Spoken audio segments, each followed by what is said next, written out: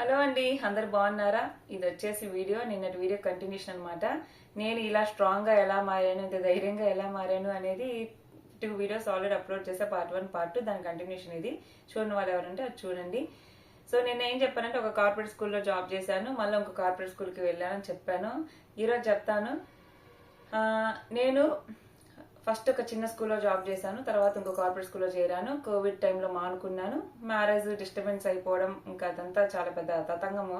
అదంతా కొంచెం దాని నుండి బయటకు రావడానికి అంటే వాళ్ళు పంపించేశారు. ఇంక ఇక్కడ ఉన్నాను, వాళ్ళు ఇంకెంతకీ తీసుకెళ్లట్లేదు.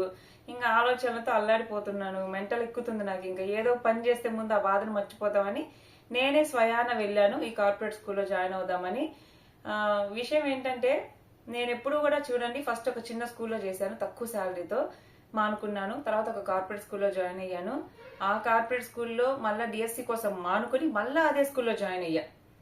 సో కోవిడ్ అప్పుడు ఇంకా నా మ్యారేజ్ అయిపోవడం, డిస్టర్బెన్స్ అయిపోవడము, వాళ్ళు మళ్ళీ నన్ను పంపించేసి ఇక్కడికి వచ్చాక మళ్ళా ఇంకో కార్పొరేట్ స్కూల్లో జాయిన్ అయ్యా. ఇంకో కార్పొరేట్ స్కూల్లో ఎందుకు జాయిన్ అయ్యాను, ఇక్కడున్న మేడం ఎవరైతే ఉన్నారో అక్కడ కూడా ఆవిడ కొంచెం పెద్ద పొజిషన్లో అక్కడ ఉన్నారు. ఆ చనువుతో మళ్ళీ అక్కడికే వెళ్ళాను. సో మేడంకి కూడా నా మీద నమ్మకము, మేడం అన్నా కూడా నాకు అభిమానము. సో ఒక చనువు అయితే ఉంటది కదా ఎక్కువ సంవత్సరాలు పనిచేసినప్పుడు. ఎప్పుడైనా ఒకటి చెప్తానండి, తినండి అసలు ఎప్పుడు లెక్క పెట్టకూడదు.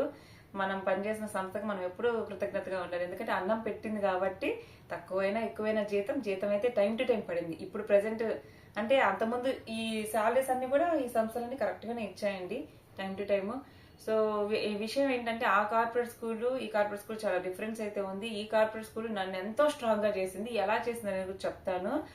అక్కడ ఫస్ట్ నేను ఏంటంటే ఆ కార్పొరేట్ స్కూల్లో నేను ప్రీ ప్రైమరీ టీచర్ గా జాయిన్ అయ్యా.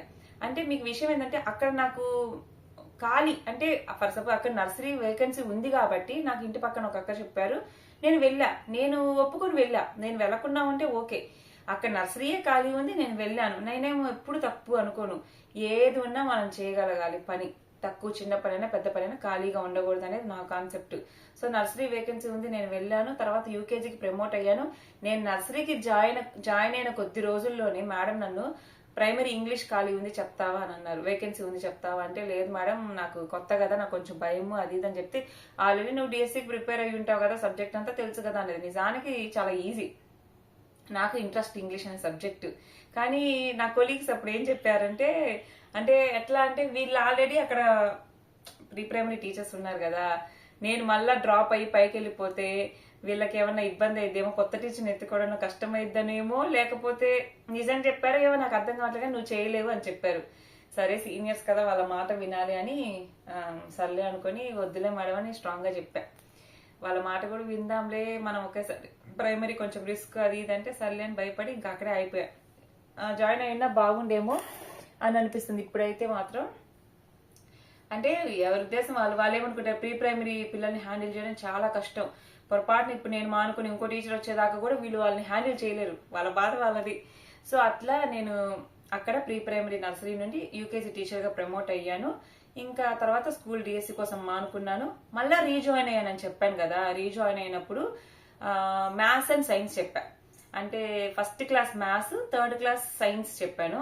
తర్వాత అకాడమిక్ ఇయర్ కి కంప్లీట్ సైన్స్ మ్యాథ్స్ ఇచ్చేసారు కంప్లీట్ గా. ఇప్పుడు నేను టీటీసీ అండి, డిప్లొమా ఇన్ ఎడ్యుకేషన్ డిఎడ్ చదివాను. ప్రైమరీ టీచర్ని, అంటే 1 to 5 క్లాసెస్ వరకు సబ్జెక్ట్స్ అన్ని మ్యాథ్స్, సైన్స్, సోషల్ ఇవి డీల్ చేయొచ్చు అనమాట. సో కంప్లీట్ మ్యాథ్స్ టీచర్ అయిపోయాను. తర్వాత కోవిడ్ అప్పుడు ఇంకా అడ్మిషన్స్ చేయలేక మానుకున్నానని చెప్పాను కదా. సో ఇప్పుడు ఇక్కడికి వద్దాం. ఈ కార్పొరేట్ స్కూల్లో నేనే వెళ్ళాను. మేడం వేకెన్సీ ఉందా అంటే, ఇప్పుడైతే లేదు ప్రసన్న, ఉన్నప్పుడు నీకు చెప్తాను అని చెప్పారు. సరే అని అనుకున్నాను.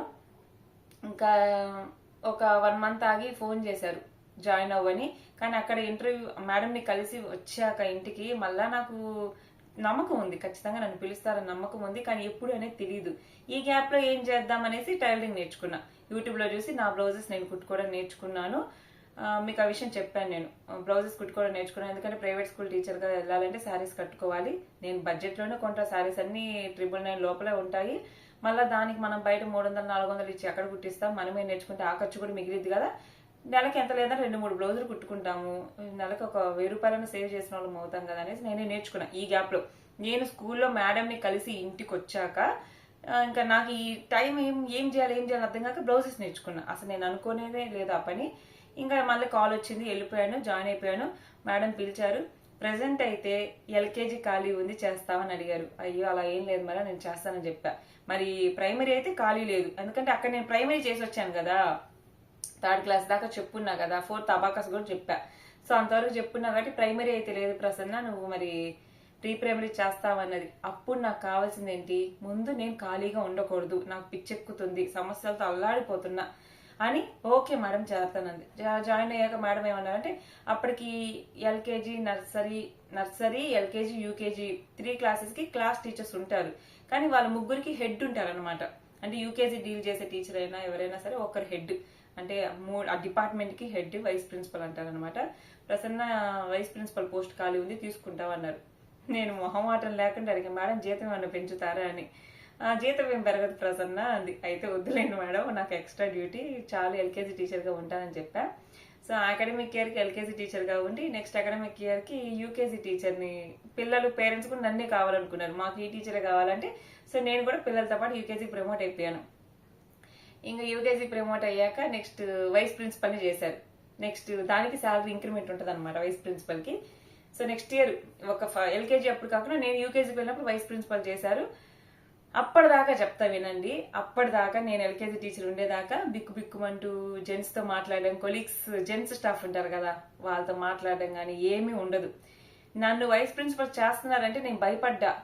అయ్యో ఇప్పుడు అంటే వైస్ ప్రిన్సిపల్ డ్యూటీస్ ఏంటి, ప్రతి వాళ్ళతో ఇంటరాక్ట్ అవ్వాలి, ప్రిన్సిపల్తో ఇంటరాక్ట్ అవ్వాలి, లేకపోతే ఆపరేటర్, మనకి కంప్యూటర్ ఆపరేటర్ ఉంటారు, ఫీజులు కట్టించుకునే సార్ ఉంటారు, ఇంకా అకౌంటెంట్ సార్ అని ఇంకా చాలా మంది ఉంటారు అక్కడ. సో వాళ్ళందరితో మనకి ఏఏ సార్ అని, లేకపోతే నాకు మర్చిపోయే పేర్లు బయటకు వచ్చాక. సో వీళ్ళందరూ మొత్తం జెంట్ స్టాఫే ఉంటారు ఆఫీస్ రూమ్ లో మొత్తం. ఏదో రోజుకి ఒకసారైనా వాళ్ళతో మనకు అవసరం ఉంటుంది.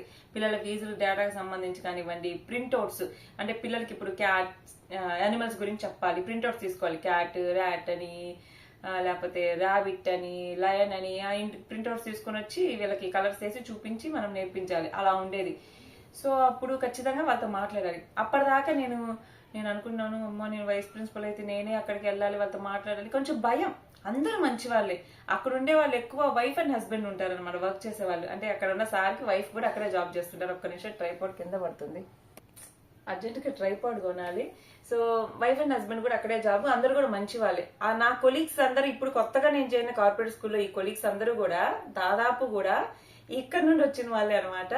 సో వాళ్ళందరూ నాకు తెలుసు, కానీ ముఖ పరిచయము జస్ట్ ఎప్పుడన్నా అవసరమైతే ఒక మాట, అనవసరంగా నేను ఎవరితో మాట్లాడను.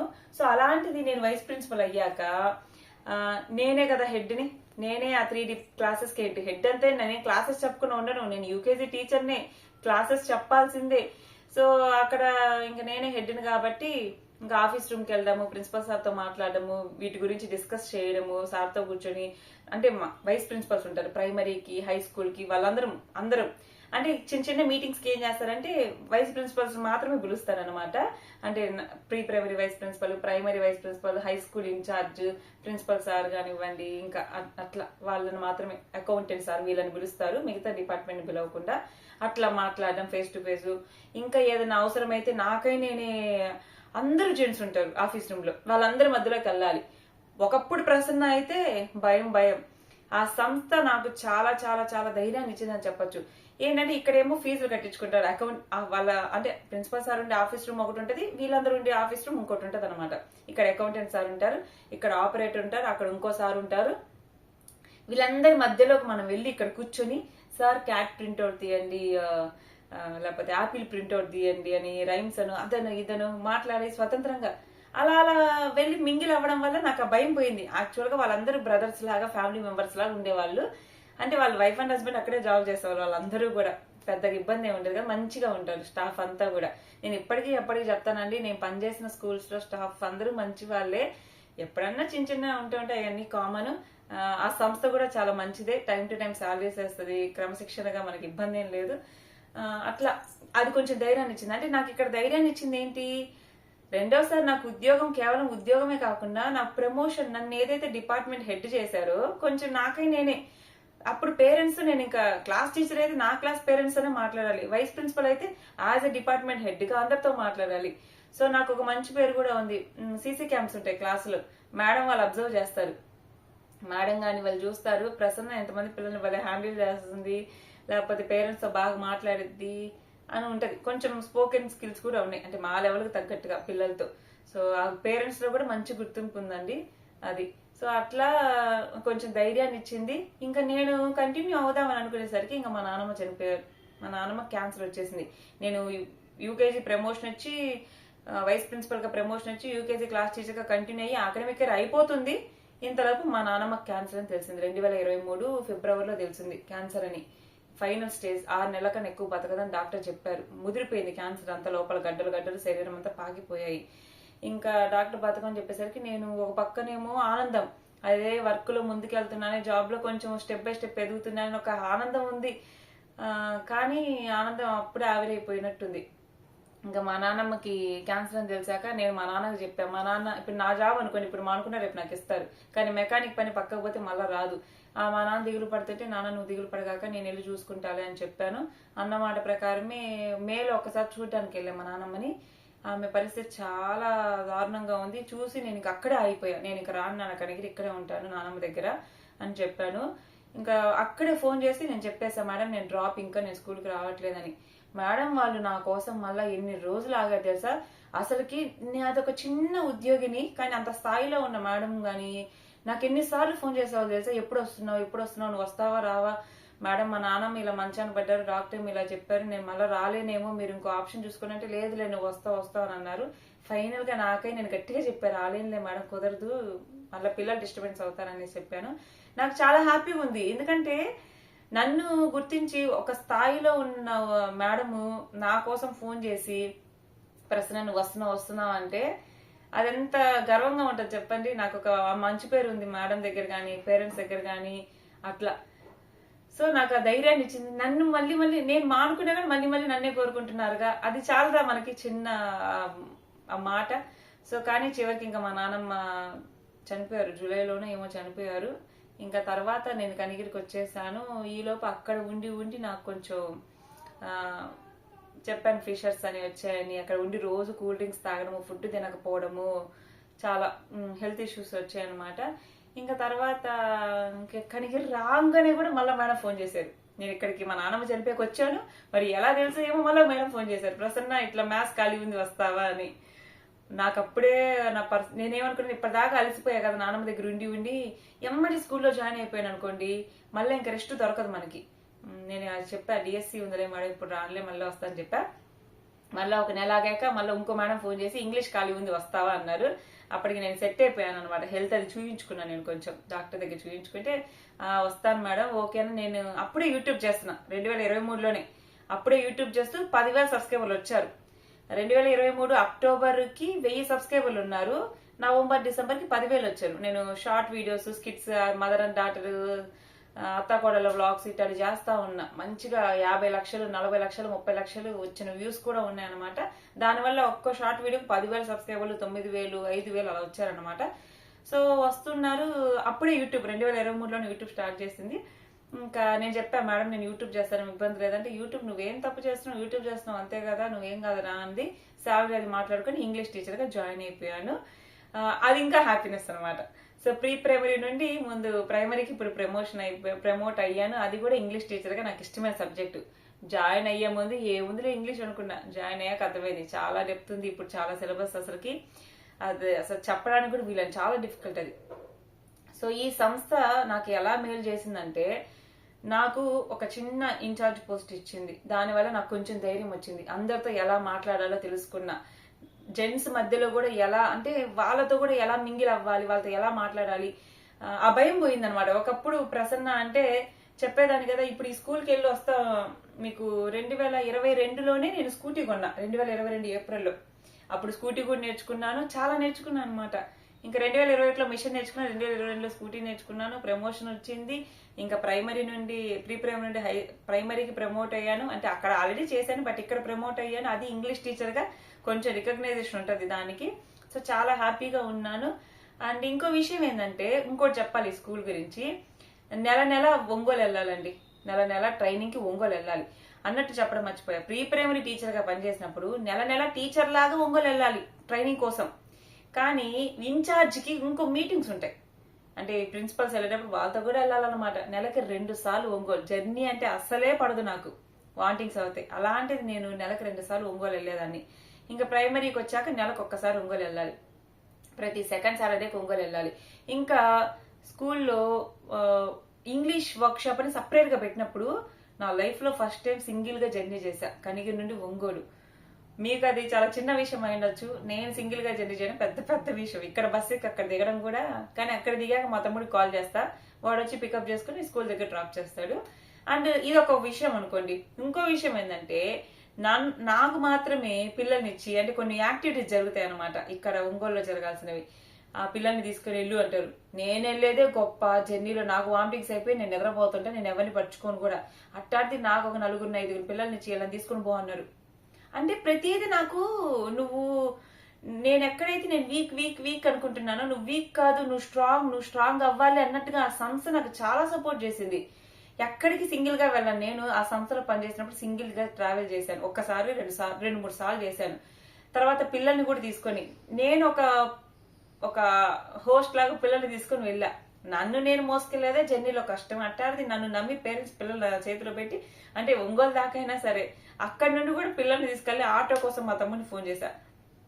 నాకు తెలియదు, మా తమ్ముడిని ఫోన్ చేసి అరే ఇక్కడ ఉన్నారా అని చెప్తే వాడు వచ్చేవాడు, నన్ను పిల్లల్ని ఆటో ఎక్కించాడు. కానీ రిటర్న్ మాత్రం ఫోన్ చేసి వాడు పట్టించుకోవాలి. ఏం కాదు ఎక్కక్క అన్నారు. నాకు భయం అనమాట. ఇంకా ఆటో ఎక్కాను. ఆటో ఎటుపోతుంది, ఇది డిపోకైనా వెళ్ళేది అని అనుకున్నా. నేను డిపోలో మా తమ్ముడు ఉన్నాడులే, మా తమ్ముడు వెనకొస్తున్నాడులే అని అబద్ధం చెప్పేదాన్ని. నా భయం నాది, ఆటో ఎప్పుడు ఎక్కిందని కాదు. సో అలాగా. ఇంకోటి ఏంటంటే ఈ సంస్థ గురించి చెప్పాలంటే, అంటే ఒక టీచర్ కి నెలకు ఒకసారి, యాజ్ అ వైస్ ప్రిన్సిపల్ గా నెలకు 2 సార్లు వెళ్ళాలి. ఇట్లాంటి యాక్టివిటీస్ కూడా వెళ్తూ ఉండాలి. చాలా చాలా. ఇంకోటి ఏంటంటే లాస్ట్ కార్పొరేట్ స్కూల్ కి ఈ కార్పొరేట్ స్కూల్ తేడా ఏంటంటే, ఆ కార్పొరేట్ స్కూల్లో సమ్మర్ లో ట్రైనింగ్ అంటే కేవలం చదువు నేర్పించడం, పిల్లలకి ఎలా చెప్పడం, ఇంతవరకే. కానీ ఇక్కడ అది కాదు. నిజం చెప్తున్నానండి. ఇక్కడ ఎలా అంటే, ఫర్ సపోజ్ ఇక్కడ అందరూ పనిచేసే వాళ్ళు మాక్సిమం హౌస్ వైఫ్స్ ఉంటారు. ఇళ్లలో అత్తమ్మాళ్ళకి సేవలు చేసే వాళ్ళు, మొగుళ్ళ కొలింటి పెట్టుకునే వాళ్ళు, పిల్లలు చేసుకునే వాళ్ళు ఎప్పుడు ఏదో పని చేస్తూనే ఉంటారు. కానీ ఇక్కడ సమ్మర్ వర్క్ షాప్స్ నెల్లూరులో పెట్టినప్పుడు చాలా హ్యాపీగా ఉంటారు వాళ్ళకి, తెలుసా? ఎందుకంటే అటువంటి రిలాక్స్ టైం జీవితంలో దొరకదు ఆడవాళ్ళకి. 3 పూట్ల ప్లేట్ పెట్టుకొని గమ్మం తినడమే, వండే పని లేదు, బట్టలు ఉతికే పని లేదు. బట్టలు అంటే మనం వారానికి తగ్గట్టు తెచ్చుకుంటాము, రిటర్న్ తీసుకెళ్లి ఇంటికి ఉతుక్కుంటాము.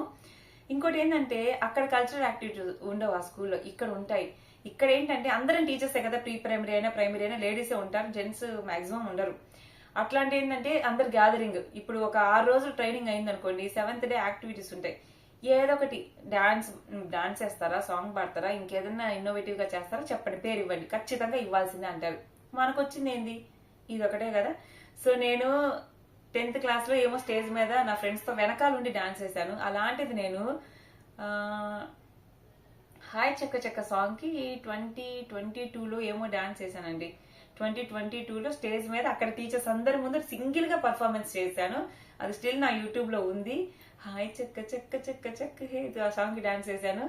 అంటే నేను స్టేజ్ మీద డాన్స్ వేయడం నాకే ఆశ్చర్యంగా ఉంది. ఖచ్చితంగా చెయ్యాలి ఏదో ఒక పని, పాట డాన్స్ ఏం చేస్తారంట ఖచ్చితంగా చేయాల్సిన మొహమాటమే లేదు. అంటే వాళ్ళ ఉద్దేశం ఏంది, ఫియర్ పోగొట్టాలి, టీచర్స్ కి ఫియర్ పోగొట్టాలి. టీచర్స్ కి ఇది ఒక రిలీఫ్ అనమాట, ఒక రిలీఫ్ అనమాట. వాళ్ళు కూడా చాలా, సంస్థ కొన్ని విషయాలు భలే ఆలోచిస్తుందండి ఈ సంస్థ మాత్రం. టీచర్స్ కూడా కొంచెం వర్క్ నుండి రిలీఫ్ ఇవ్వాలి, ఒక పక్క ట్రైనింగ్ జరుగుతూనే ఒక వర్క్ నుండి రిలీఫ్ ఇవ్వాలి, ఇంటిని మిస్ అయిన ఫీలింగ్ ఉండకూడదు. ఫుడ్ విషయంలో కానీ బెడ్ విషయంలో కానివ్వండి, వర్క్ అంతా పర్ఫెక్ట్, చాలా బాగుంటుంది. అకామిడేషన్ కూడా అక్కడ నెల్లూరులో అయితే.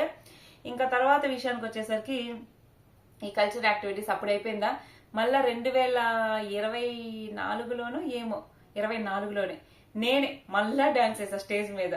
అసలుగా చూడండి, ఇంకా ఏమన్నా హ్యాపీనా. ఎవరు ఉండరు అక్కడ, 90% అమ్మాయిలే ఉంటారు, ఆడవాళ్లే ఉంటారు అనమాట. ఆ స్టేజ్ ఫియర్ పోవడము, జనాల్లో మింగిల్ అవ్వడము, అన్ని. ఒకప్పుడు ప్రసన్న వేరు, ఇప్పుడు ప్రసన్న వేరు. ఇప్పుడు ఏంటి, నా కొలీగ్స్ ఉంటారు కదా, వాళ్ళందరితో నేనే, నాకన్నా వయసులో చిన్న వాళ్ళు ఉంటారు, ఒక 5 సంవత్సరాలు, వాళ్ళందరితో నేను అందరితో బాగా మాట్లాడతా. అంటే బాగా నేను కల్పించుకొని ముచ్చట్లాడుతూ ఉంటాను అనమాట. ఒకప్పుడైతే ఇలా ఉండేదాన్ని, ఇప్పుడేమో లోడ వాగుతూనే ఉంటా. కానీ ఇంట్లో నా క్యారెక్టర్ ఇదే, బయట నేను చెప్తున్నా. అండ్ ఇంకా తర్వాత ఏమైంది, ఇప్పుడు నేను స్కూల్ నుండి వస్తా ఉంటాను. ఒకప్పుడు ఆగి ఏదైనా తినాలంటే పార్సల్ గచ్చాలంటే భయం, ఇప్పుడు సింగిల్ గా ఆగుతా. ఓ చోట తినాలనిపిస్తే పానీపూరి తింటాను. నేను ఒక్కదాన్ని, కంపెనీ కూడా అవసరంలా, బిల్లు కట్టేస్తా వస్తా. ఇప్పుడు కూడా నాకు ఎప్పుడు ఏం తినాలనిపించదా సింగిల్ గా బజార్కి పోతాను, పానీపూరి బండి దగ్గర ఆగుతాను, తింటాను, బిల్లు కట్టేస్తాను, వస్తాను. భయపడను. ఒకప్పుడు ఏంటంటే నా పక్కన ఎవరైనా ఉండాలి, అమ్మాయిలైనా నా కంపెనీ ఉండాలి, వాళ్ళతో తినాలి అని అనుకునేదాన్ని. ఇప్పుడు అలా లేదు. చాలా చేంజ్ చేసింది సంస్థ నన్ను. నిజంగా థ్యాంక్స్. మళ్ళీ మళ్ళీ చెప్తున్నా, నాకు ఈ స్కూల్ కూడా చాలా యూజ్ అయింది. నాలో ధైర్యాన్ని తెచ్చింది, భయాన్ని పోగొట్టింది. Anyways thank you so much. నాకు అన్నం పెట్టిన సంస్థకి ఎప్పుడు నేను కృతజ్ఞతగానే ఉంటాను. నేను ఎప్పుడు కూడా ఒక్క స్కూల్ గురించి చెప్పనండి, ఈ జనరేషన్ గురించి చెప్తూ ఉంటాను. ఈ జనరేషన్ లో ఎలా ఉంది, పేరెంట్స్ ఎలా పిల్లల్ని గారాబం చేస్తున్నారు, టీచర్ ఏమో కొట్టడానికి ఉండదు, తిట్టడానికి ఉండదు, దాని గురించే తప్ప ఏ రోజు మనం ఏ ఒక్క స్కూల్ మనం అన్ని స్కూల్స్ లో లోటుపాట్లు ఉంటూనే ఉంటాయి. ఎవరు ఏం చేయలేకుండా ఉంది. చైల్డ్ సెంటర్ ఎడ్యుకేషన్ వచ్చినప్పటి నుండి కూడా కొంచెం ఏంటంటే శిశు కేంద్రిత విద్య, ఒకప్పుడు ఏంటంటే టీచర్ సెంటర్ ఎడ్యుకేషన్ ఉండేది. సో కొంచెం ఏంటంటే పిల్లల్ని ప్యాంపర్ చేయడం ఎక్కువైపోయింది. టీచర్ ఒక మాట అనడానికి లేదు, ఏమంటే ఏమో అన్న ఇది. సో ఇది anyways thank you so much. నాకు జాబ్ ఇచ్చిన సంస్థకి, టైం టు టైం శాలరీ ఇచ్చిన సంస్థకి, నాకు ధైర్యాన్ని తెచ్చిన సంస్థకి. చెప్పాను కదా, చాలా చాలా చాలా యూస్ఫుల్ అయింది ఈ జాబ్ నాకైతే. కానీ నేను ఒకటే చెప్తాను, స్ట్రెస్ ఎక్కువైంది, నేను మానేశాను అనమాట. ఏదైనా సరే పైగా అక్కడ ఉంటే ఇంకెన్ని రోజులకి మనకు అదే జీతం, అట్లనే ఉంటాం. గ్రోత్ కావాలి అంటే కొంచెం రిస్క్ చెయ్యాలి. ఇదే రిస్క్ చేయాల్సిన వయసు నాది. దీపం ఉన్నప్పుడు ఇల్లు చక్క పెట్టుకోవాలంటారు కదా, సో ఇదే టైము, అందుకని రిస్క్ చేస్తున్నాను. రిస్క్ కూడా మన శక్తికి మించి నేను చేయట్లా, శక్తిలోనే చేస్తున్నాను. చూద్దాం ఏ రోజు ఎలా ఉంటుందో ఎవరికి తెలియదు. మనం అనుకున్నవన్నీ జరగవు, అనుకోనివి కూడా జరుగుతాయి. మనం ఏది ప్రెడిక్ట్ చేయలేమండి. నా ప్రయత్నం నేను చేస్తున్నాను. ఇది వాళ్ళ వీడియో. నచ్చితే లైక్ చేయండి. Thank you for watching. Bye. హైక్ చేయండి.